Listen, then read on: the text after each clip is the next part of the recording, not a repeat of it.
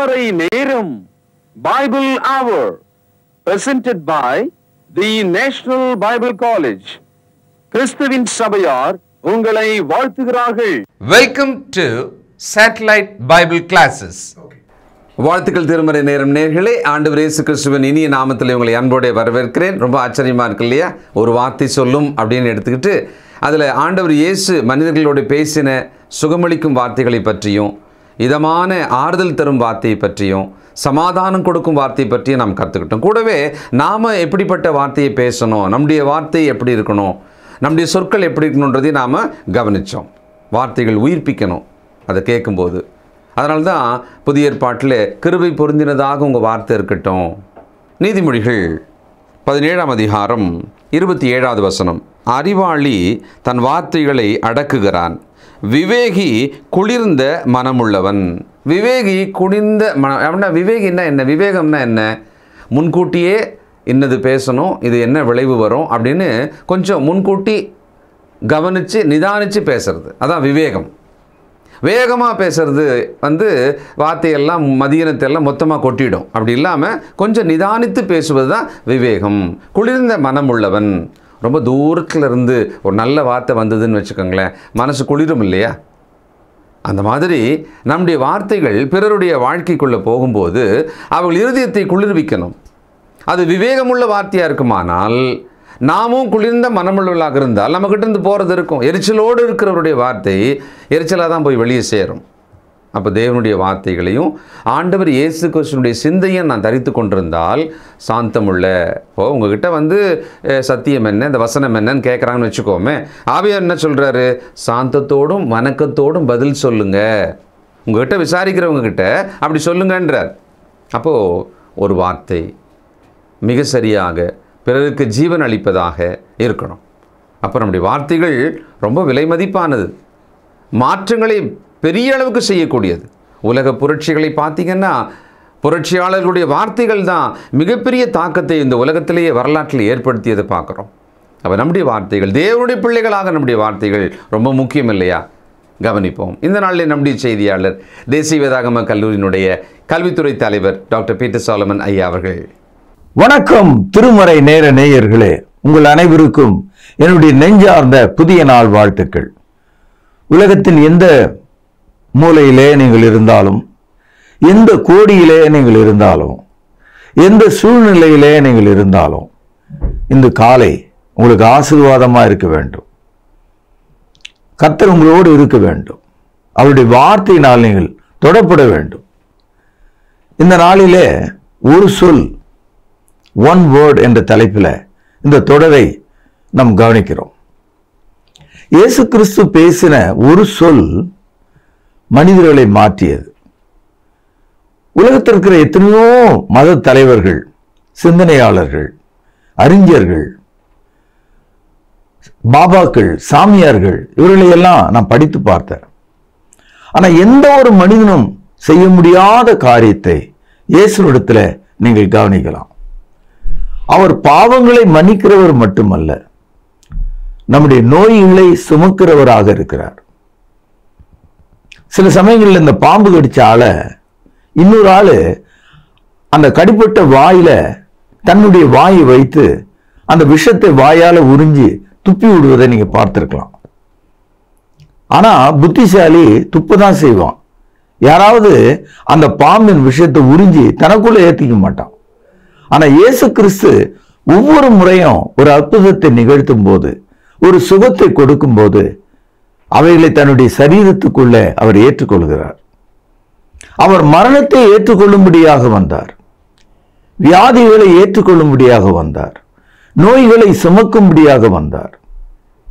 When he heals a man, he receives the infirmity into his own body. இதாங்க ஆச்சரியமான ஒரு விஷயம். இயேசுவை போல பேசினவனும் இல்லை, இயேசுவை போல சுகம் கொடுத்தவனும் இல்லை. அவர் ஒருவரே. அவருடைய வார்த்தை மட்டுமே நம்மை சுகமாக்கும்.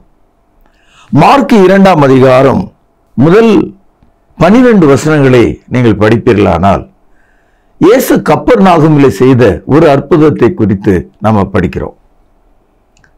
கப்பர்நாகும் என்பது ஒரு துறைமுக பட்டணம்.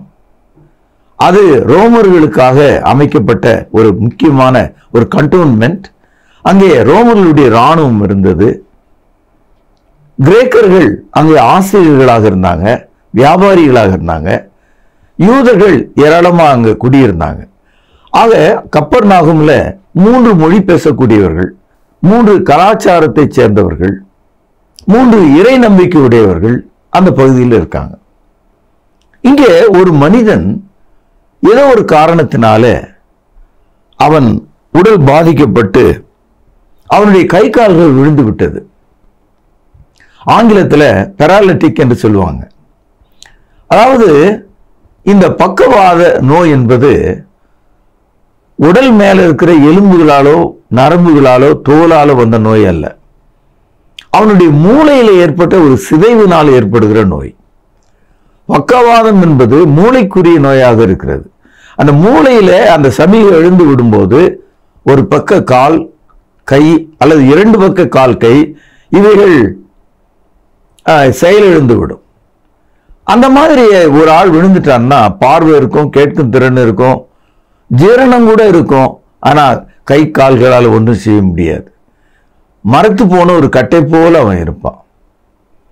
சகோதரர்களே, இந்த மனிதனை அவருடைய நண்பர்கள் இயேசு போதித்து கொண்டிருக்கிற ஒரு சிறிய வீட்டுக்கண்ட கொண்டு வராங்க. அந்த காலத்துல நீங்க நினைக்கிற மாதிரி ஒரு 3000 சதுரடியில பெரிய வீடுகள் கிடையாது.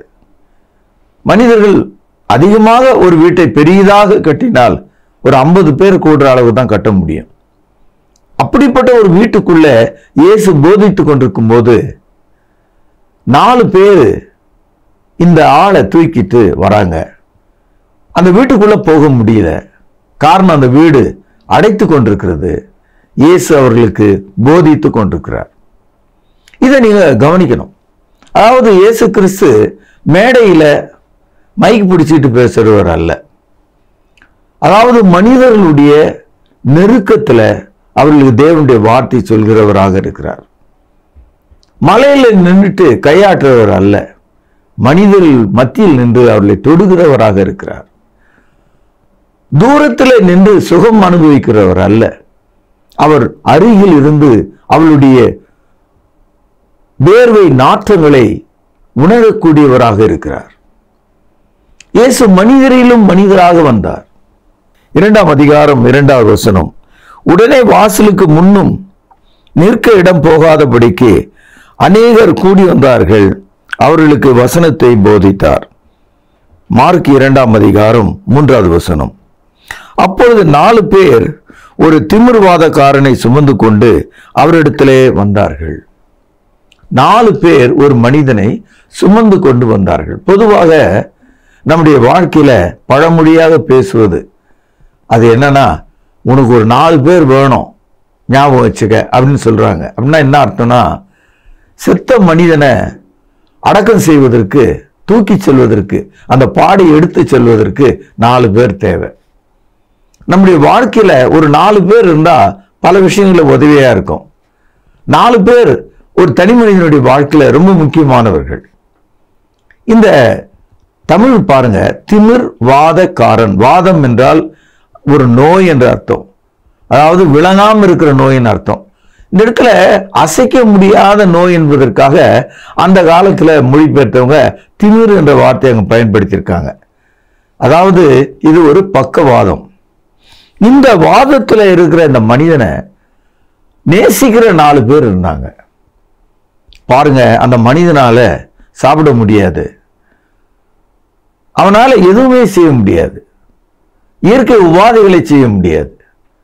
எல்லாத்துக்கும் ஆள் தேவை. உங்க வீடுகளில் கூட ஒரு தாயை தகப்பனோ ஏதோ ஒரு குழந்தையோ இந்த மாதிரி ஒரு பெராலிட்டிக் கண்டிஷன், ஒரு பக்கவாதத்தில் ஏற்பட்டா வருஷக்கணக்கில் அவனை படுத்த நிலையிலேயே எல்லாத்தையும் செய்ய வேண்டிய நிலைக்கு வந்துடுவாங்க, வெறுத்துருவாங்க மக்கள். ஆனால் இந்த மனிதனிடத்துல அன்புக்கு வரக்கூடிய 4 பேர் இருந்தாங்க. இந்த 4 பேரும் அவனை அந்த படுக்கையோடு தூக்கிட்டு இயேசுவண்ட வராங்க. சகோதரர்களே, இது ரொம்ப ஆச்சரியமான ஒரு விஷயம். நம்ம வீட்டில் தீக்குச்சி இல்லைன்னா பக்கத்து வீட்டில் தீக்குச்சியை தேடுவோம்.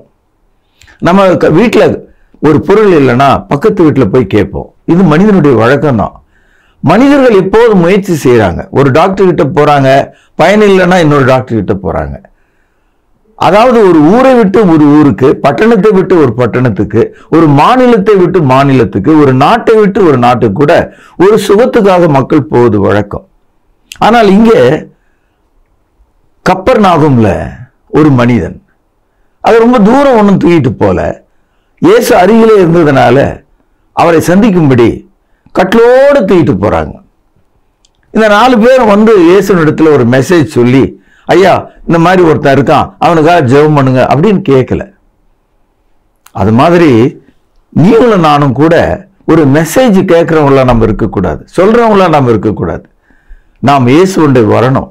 இயேசுனிடத்துல நம்முடைய இருதயத்தை திறந்து காண்பிக்கணும், நம்முடைய மனதை தாழ்த்தணும். அதாவது you cannot ask someone to pray for you. It is better you pray for yourself. உனக்காக நீ ஜெபம் பண்ண ஆரம்பிக்க, உனக்காக நீ தேவனை தேட, உனக்காக தேவனிடத்துல வருந்த நீ கற்றுக்கொள்ள வேண்டும் என் சகோதரனே. இந்த மனிதர்கள் தூக்கி வந்தப்போ அந்த வீட்டுக்குள்ள போக முடியல. சுத்தி சுத்தி வந்தானுங்க, வேற வழியே இல்லை. என்ன செய்தாங்க, அந்த வீட்டுக்கு மேலே ஏறி அந்த கூரையை பிரித்து அந்த கூரையினுடைய ஓட்டை வழியாக அந்த கட்டிலை அப்படியே கயிறிலே கட்டி கீழே இறக்க ஆரம்பிச்சாங்க. இதை 4வது வசனத்திலே நீங்கள் பார்க்கலாம். மார்க் 2:4. ஜனக்கூட்டத்தின் நிமித்தம் அவருக்கு சமயமாய் சேரக்கூடாமல் அவர் இருந்த வீட்டின் மேற்கூரையை பிரித்து திறப்பாக்கி திமிர்வாதக்காரன் கிடக்கும் படுக்கையை இறக்கினார்கள். நீங்க இருக்கிற உங்க வீட்டுல ஓட்டை போட்டு கட்டிலோடு ஒரு ஆளை கயிறுல கட்டி உள்ள இறக்குனா என்ன ஆவீங்க? நீங்க எப்படி நினைப்பீங்க? என்னென்ன யோசிப்பீங்க? எவ்வளவு கோபம் வரும், அல்லது எவ்வளவு ஆச்சரியப்படுவீங்க? சகோதரர்களே, நம்முடைய வாழ்க்கை ஒரு கட்டிலுக்கு சமமா இருக்கு. அவர் life is very much like a cot. கால் நீட்ட படுக்கையின் நீளம் போதாது, போர்த்தி கொள்ள போர்வையின் அகலம் போதாது. பல முறை நான் ரயில் பயணங்கள்ல இருந்திருக்கேன். ரயில்ல நெருக்கடியான சூழ்நிலையில போகும்போது கால் நீட்டி படுக்க முடியாது. சில சமயங்கள்ல நம்ம கையில் இருக்கிற டவல் எடுத்து ஒரு முகத்தை வரைக்கும் தான் மூடிக்கொள்ள முடியும், கையை தான் மூட முடியும், காலெல்லாம் மூட முடியாது, ஏன்னா பெரிய போர்வை இல்லை. ஆக இந்த வசனத்துல நம்ம புரிந்து கொள்ளக்கூடிய ஒரு செய்தி என்னன்னா, நம்முடைய வாழ்க்கையாகிய ஒரு கட்டில் இருக்க, அது கால் நீட்டத்துக்கு போதல. போர்வையாகிய ஒன்று இருக்கிறது, அது நம்முடைய வாழ்க்கையை மூடிக்கொள்ள போதல. So we are very uncomfortable. அதாவது இருந்தும் பயனில்லாம அவசரப்படுறோம் இல்லையா? இதுதான் நம்முடைய வாழ்க்கை. ஆகவே ஒரு சுகமான ஒரு கட்டில் நமக்கு தேவை, ஒரு சுகமான ஒரு போர்வை நமக்கு தேவை. அதனால நமக்கு ஒரு சுகமான இரவு உறக்கம் ஏற்படும் இல்லையா? அப்போ நம்முடைய வாழ்க்கையில ஒரு நல்ல கட்டில் தேவை, நல்ல ஒரு போர்வை தேவை. அப்போதான் நமக்கு நிம்மதி கிடைக்கும். ஆனால் இந்த மனிதன் பாருங்க, கட்டில் இருக்கு, போர்வை கூட இருந்திருக்கும், ஆனா அவனால காலே நீட்ட முடியாது. அதான் பிரச்சனையாங்க. அவனுக்கு போர்வை இருக்கும், அதை எடுத்து அவனால போத்திக்க முடியாது. ஏனென்றால் அவனுடைய வியாதி எப்படி. ஆக அந்த மனிதனை இன்னொருத்தர் வந்து காலில் நீட்டி வச்சாதான் முடியும், இன்னொருத்தர் வந்து அவன் மேல போத்தனா தான் முடியும். இந்த ஒரு ஸ்டேஜ்ல அவன் இருக்கான். இப்போ அந்த கூரையை பிரித்து விட்டு அந்த கட்டில அப்படியே இறக்குறாங்க. இயேசு அதை பார்க்கிறார். இந்த இடத்துல இந்த உலகத்தில் இருக்கிற பாபா, சாமியாருங்க, மெய்ஞானிங்க, அறிவாளிங்க எவனாவது ஒருத்தங்க இருந்தா குதிப்பான், குதிச்சு கோபப்படுவான் இல்லையா? ஆனா இயேசுநாதர் வேற மாதிரி பார்க்கிறார்.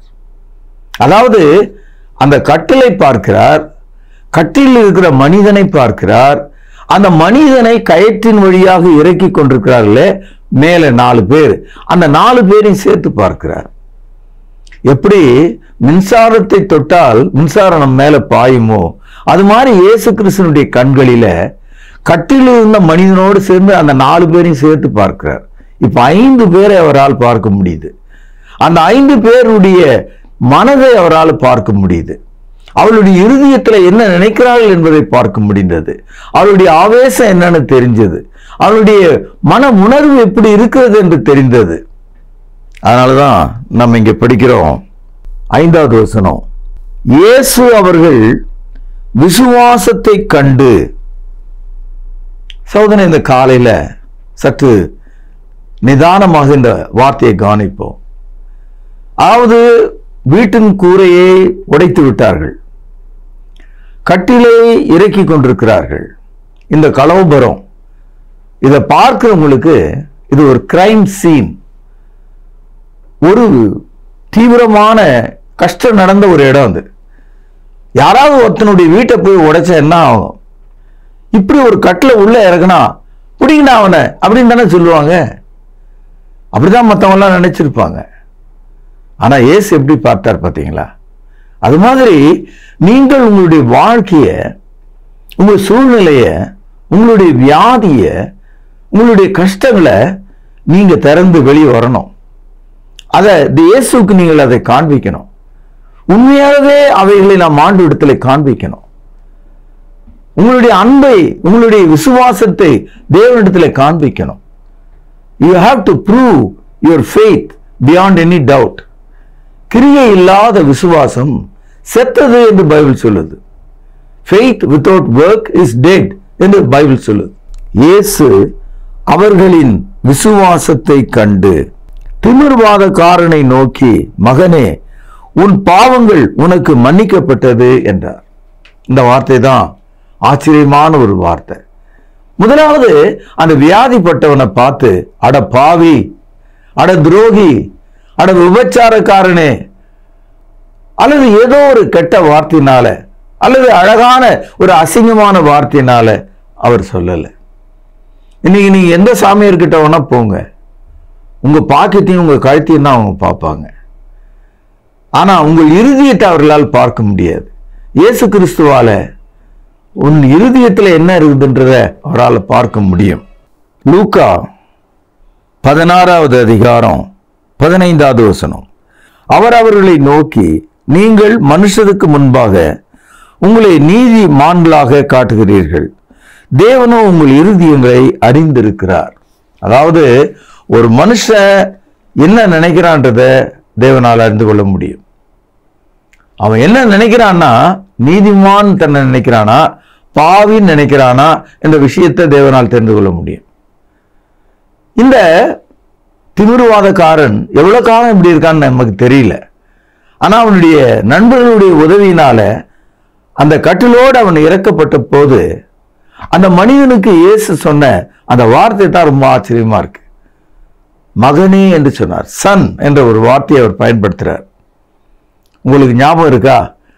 இளைய குமாரன் லூக்கா 15வது அதிகாரத்தில் தன்னுடைய தகப்பன் வீட்டுக்கு திரும்பி வந்த போது அந்த பையனே அந்த மகன் என்ற உறவை எடுத்து விட்டு, என்னை உம்முடைய வேலைக்காரில் ஒருவனாக எண்ணிக்கொள்ளும் என்று அவன் சொல்றான். அவனுடைய ரிலேஷன்ஷிப்பை அவன் மாத்திக்கிட்டான். ஐ எம் யுவர் சர்வன்ட்னு சொன்னான். ஆனா அப்பா மகன் தான் சொல்றார். என் மகன் காணாமற் போனான், என் மகன் காணப்படுகிறான், என் மகன் மரித்தான், என் மகன் உயிர்த்தான். இப்படிதான் அந்த தந்தை சொல்றார். பரலோகத்திலிருந்து வந்த இயேசு கிறிஸ்து மனிதரை எப்படி பார்க்கிறார்? சன், உறவு சொல்லுகிறார், அன்பு செலுத்துகிறார். மகனே என்ற சொல்லுக்குள்ள கெட்ட வார்த்தை இல்லை, சாபம் இல்லை, வெறும் அன்பு இருக்கிறது. அன்பு கொட்டுகிறது, உறவு கொட்டுகிறது. மகனே, உன் பாவங்கள் மன்னிக்கப்பட்டது. இது ரொம்ப ஆச்சரியமான ஒரு வார்த்தை. நானும் எத்தனையோ மதங்கள், எத்தனையோ மத தலைவர்கள், தத்துவ ஞானிகள், இவங்களை எல்லாம் படிச்சு பார்த்தேன். ஒருத்தன் கூட பாவ மன்னிப்பை குறித்து பேச மாட்டான். அப்படியே ஒருத்தன் பாவத்தை குறித்து பேசினா பாவ மன்னிப்பை குறித்து அவனுக்கு பேச முடியாது. பாவ மன்னிப்பை அவனால் கொடுக்க முடியாது. ஏனென்றால் அவர்கள் மனிதர்கள். தேவன் ஒருவரே பூமியிலே பாவங்களை மன்னிக்க வல்லமை உள்ளவர் என்பது ஆரம்ப கால மனிதர்கள் எல்லாருக்குமே தெரியும்.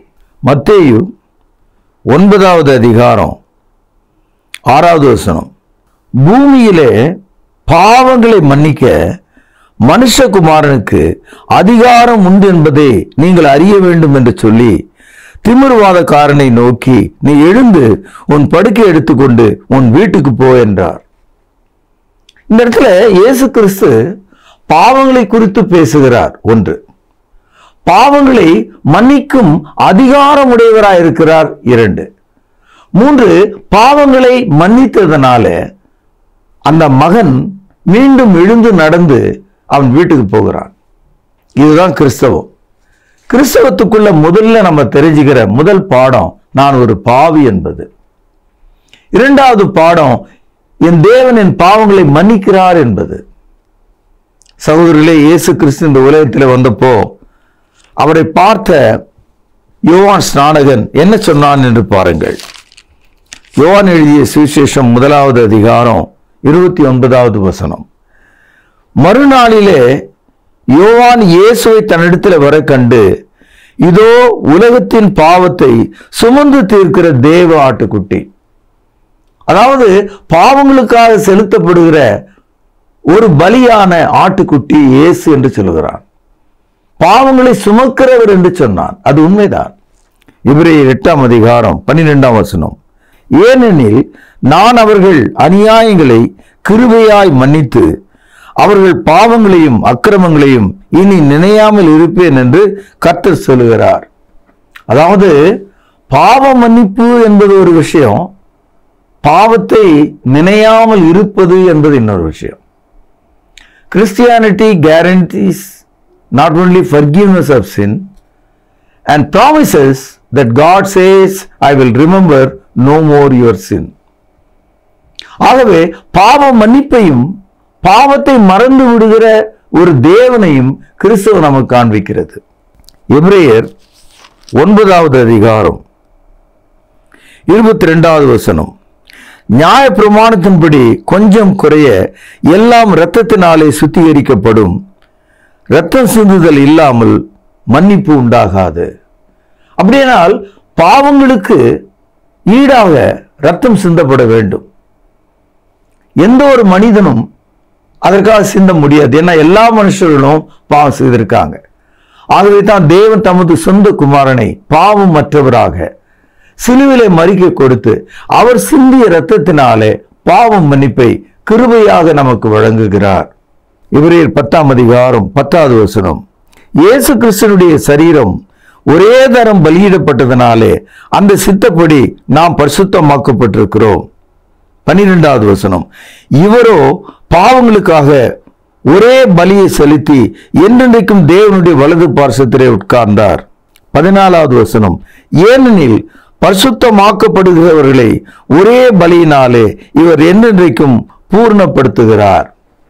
3 வசனங்களை நாம் வாசித்தோம் எபிரேயர் 10ஆம் அதிகாரத்தில். இயேசு கிறிஸ்து ஒரே பலியாக இருக்கிறார். இயேசு கிறிஸ்து பாவங்களுக்கான இரத்தத்தை சிந்தி இருக்கிறார். 3வது, இயேசு கிறிஸ்து பாவத்திலிருந்து சுகமாக்கப்பட்ட ரட்சிக்கப்பட்ட நம்மை பூரணப்படுத்துகிறவராக அவருடைய பலி இருக்கிறது. சகோதரர்களே, மார்க்கு 2ஆம் அதிகாரத்தில் அந்த மனிதனை பார்த்து, மகனே உன் பாவங்கள் உனக்கு மன்னிக்கப்பட்டது என்றார். அது மாத்திரமல்ல, 11ஆம் வசனம் பாருங்கள். நீ எழுந்து உன் படுக்கை எடுத்துக்கொண்டு உன் வீட்டுக்கு போ என்று உனக்கு சொல்கிறேன் என்றார். உடனே அவன் எழுந்து தன் படுக்கை எடுத்துக்கொண்டு எல்லாருக்கும் முன்பாக போனான். அப்பொழுது எல்லாரும் ஆச்சரியப்பட்டு தாம் ஒரு காலம் இப்படி கண்டதில்லை என்று சொல்லி தேவனை மகிமைப்படுத்தினார்கள். இந்த மனிதன் வரும்போது கை கால் அசைக்க முடியாதவனாக கட்டிலே இருந்தான். இந்த மனிதனுக்கு 4 நண்பர்கள்.